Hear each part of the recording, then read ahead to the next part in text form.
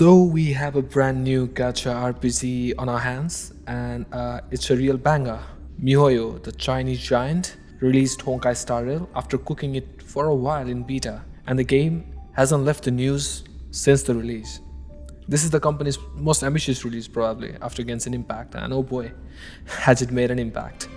The game earned astounding $40 million in just a week, and it reached 20 million plus download on the first day of its release. And this does not even count the PC players reportedly. So before you jump on Star Rail's hype train, let us try to tell you everything you need to know about the game. At this point, I've played the game for more than a week, and I have completed the story in Yarilo 6. Yarilo 6. I don't know how to pronounce that. But yeah, I made it to Jianzhou Lofu, the second big story area. So let's get to it.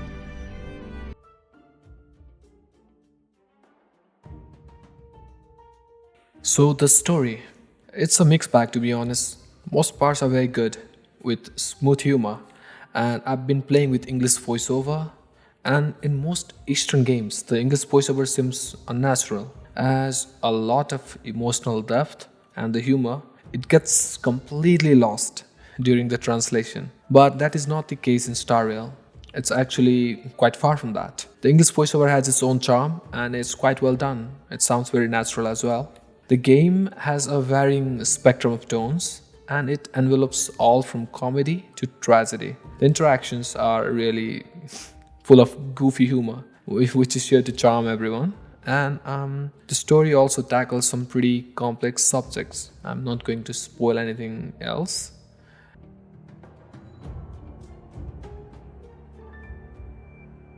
The first thing about characters, they're designed wonderfully. The main characters, they're a crew of spacefaring trailblazers who ride the Star Rail and they visit different worlds and they solve the problems there. The problems range from apocalyptic to auctioning a child's doll. So you'll get everything. And along the way, you'll meet a lot of them, a lot of these wonderful characters and with whom you're sure to bond and create some heartwarming connections. The most of the characters here are established characters from Honkai universe and they're all obtainable through Gacha System, which we'll talk all about later on.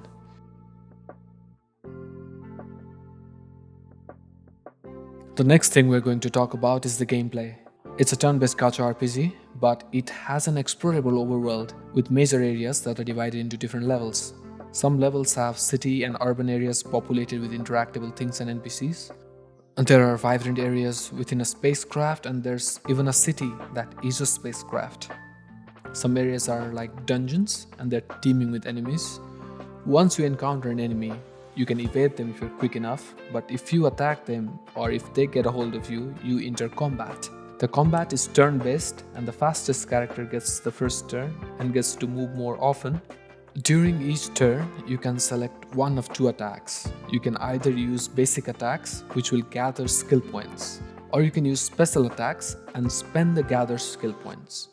You can accumulate a maximum of 5 skill points, and your characters also individually generate energy as they get attacked, or they perform an attack, and they can even get it during the start of the turn and during the end of their turn.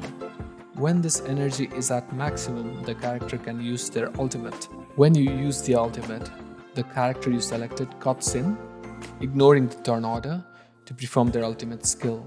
And this will be performed as soon as the current ongoing action is over. Even if the character uses their ultimate, they will still get their normal turn. And if more than one character uses their ultimate, it works on a first come first served basis.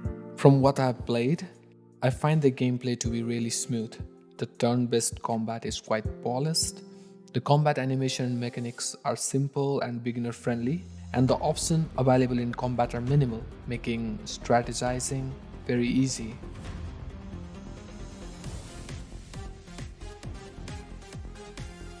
Just like its predecessor Genshin, the game has a decent gacha system in place.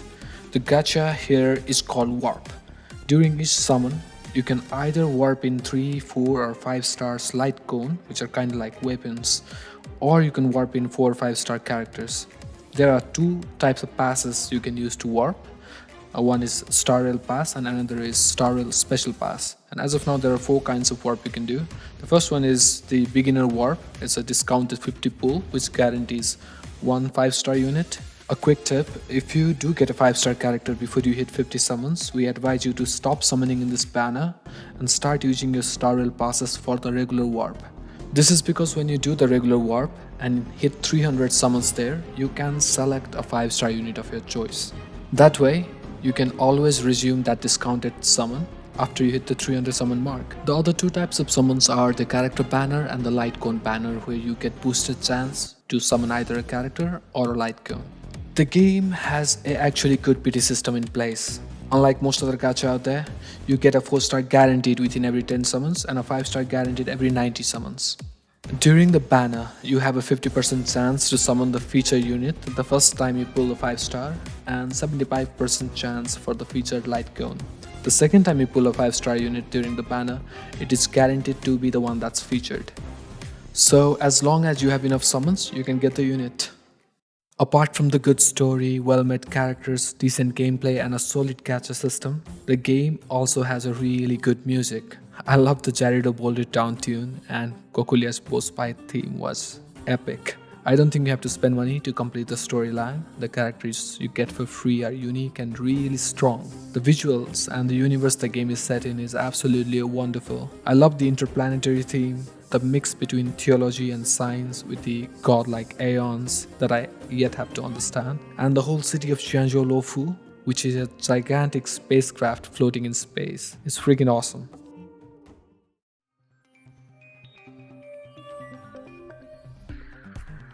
Now that we have talked about all the good things, we arrive at the bad. And even if you might not want to hear about it, there are a lot of areas that need a bunch of work. So let's saddle up and hear it. The game's battle system. It is hugely dependent on stats than being strategy oriented. Most of the time during the main story, as long as you have the required stats, you will defeat your enemies. Even the game has a really good auto battle system, which might be more intelligent and definitely more quicker than me. The battle overall feel watered down. It doesn't mean I don't like it. It's really easy to understand and all, but if you are looking for some hardcore nail-biting strategizing, you might have to look somewhere else. Although there is a content like Forgotten Halls and better, the simulated universe that might satisfy that thirst you have for more harder content. But even there, you having better stats is way better than you having better strategies. I might be wrong about this as the game is quite new, but most other gacha out there, they follow the same stat dependent battle formula. Only way you get to the strategy part is if you hit the endgame levels and are facing a well-made in-game content, which frankly Star Rail is yet to have. The second challenge I see is the shallow character pool. We only have 21 characters during the release, which when compared to other gacha is quite less. But if you compare it to games like Final Fantasy or Dragon Quest, then Star Rail does win the numbers game. But remember, it's counterintuitive to take the similar units, ones that have similar elemental types or similar roles in the same team. Since your team and your units being at full power is determined by the gacha, you might not be able to use your favorite characters at full power unless you well and get all the eidolons, especially for the 5-star ones. The next thing I have gripes with is the grind, and you will have to grind. Eventually, once you're done with the current story that barely takes 2 to 3 weeks of time, all you have left to do is grind. The grind here is not that fun.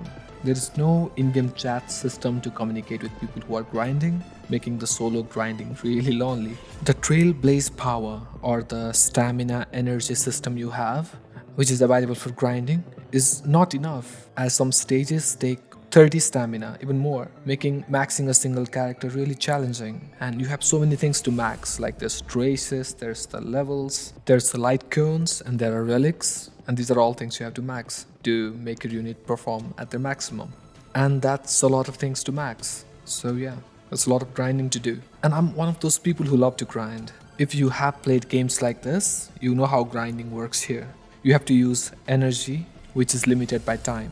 you'll have to spend your premium currency that you use for gacha to recharge the energy so that you can grind more. The bigger problem I find is how expensive grinding some of the stages are, and also how expensive recharging the trail-based power is. You can always roam around story stages battling enemies, or go to the simulated universe which doesn't consume trail-based power, but you also don't get the required power of materials in these stages. There's another issue here. As of right now, there is no PvP or co-op content or any plans to have those in the game, so we can only hope for some later on. Frankly, most games in this genre are still alive because of a thriving community that partakes in PvP and keeps each other in the toes. And if there's not gonna be a PvP or co-op, they will have to keep adding massive updates to keep pulling the player base, just like they have to do in Genshin. And they might have mastered that kind of thing after Genshin, so who knows. But even if they don't add a PvP, I hope they do get some ideas for co-op content. But just as I said before, there are many wonderful games out there that do not need a PvP or co-op content to shine. And only time will tell if Star Rail is one of those. There is one final thing which I see can be a bit problematic if you're coming from another gacha. You usually pull 3-star artifacts or light cones 95% of the time, and this become absolutely useless very quickly and can only be used as fodder. Soon enough, if the summons aren't shiny, they will have zero value, as you will be hunting for the copies of the units or the copies of the 4 or 5-star artifacts. I just wish the 3-star things did not lose their value so quickly, making every summon have more impact, but that might be a bit too much to ask. But there's one thing that's not too much to ask, and that is power creep. With limited pool of units you can use, I hope they find a strategy to overcome power creep and give each unit a place. There are already some units that are underperforming compared to others, and Genshin did not have a big issue with power creep, as the large issue with power creep is because of PvP content, and you don't have that here. So you can always use your favorite characters, and I hope that works. Finally, in conclusion, I do really like the game. I feel like it's more considerate than most other of its genre. The game's design, the story, the characters, the universe is set in, and a lot more are quite frankly phenomenal here. Although I do advise a word of caution for those who are not able to manage their time or keep their money in their pockets when it comes to gacha games. In the end, if you are joining us in this journey aboard the Stellar Rail, I hope you have a really fun ride. Laters.